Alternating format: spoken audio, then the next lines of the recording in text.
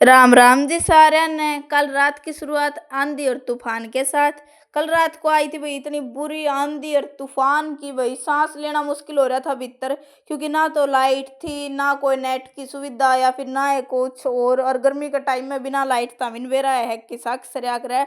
इतनी जोर जोर तक आंधी उड़ा थी, मतलब आंधी में धूल उड़ा थी, बहुत बुरा हाल हो रहा था, इतना बुरा हाल और कुर्सी खाट सब कुछ उथल पुथल हो रहा था।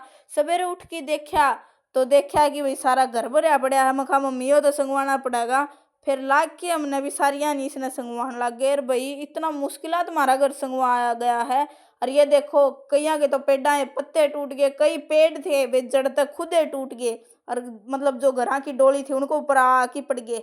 और फिर आपन भी उठा ली झाड़ू कपड़ा लेके, झाड़ू कपड़ा कंधे पे मार के डाठा, और आप ही भी लायक गए काम का। फिर करी थोड़ी बार सफाई और करे बाद में सारी की सारी सफाई।